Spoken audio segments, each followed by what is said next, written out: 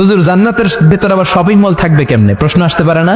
সহিহ মুসলিমের বর্ণনা, ইন্না ফিল জান্নাতি লা সুকান, জান্নাতের ভেতরে বিশাল এক শপিং মল থাকবে। এটা বোধহয় আমাদের বসুন্ধরা শপিং কমপ্লেক্সের মতো হবে, যমুনা ফিউচার পার্ক। দুবাইতে যে একটা আছে বিশাল শপিং মল, মালয়েশিয়ার মিড ভ্যালি, এগুলোর মতো হবে মনে হয়। কত বিশাল যে শপিং মল হবে। সহিহ মুসলিমের বর্ণনা, প্রতি শুক্রবারে সব জায়গা থেকে বন বন করে মৌমাছির মতো জান্নাতীরা ওই শপিং মলে শপিং করতে আসবে।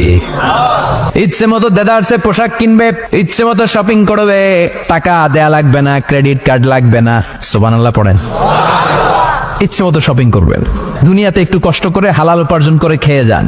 আল কানাআতু মিনাল ইসলাম, অল্পে খেয়ে তুষ্ট থাকা আর আল্লাহ শুকরিয়া করা, এটার নামই ইসলাম।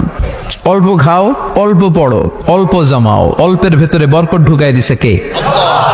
অনেকে দেখবেন অনেক খাই খাই নাই নাই করে, এটা যাদের স্বভাব তাদের কখনো বরকত হয় না। অল্প খাবেন, অল্প পড়বেন, আর হালালের সাথে সম্পর্ক করবেন। আল্লাহুম্মা কফিনি বিহালালিকা আন হারামিক ওয়া আগনিনি বিফাদলিকা আম্মান সিওয়াক। বিশ্বনবী দোয়া করতেন, আল্লাহ হালালকে আমার জন্য যথেষ্ট করেন, হারাম থেকে আমারে বাঁচিয়ে রাখেন। পড়েন আমিন। হালাল অল্প হলেও হালালে বরকত আছে না নাই?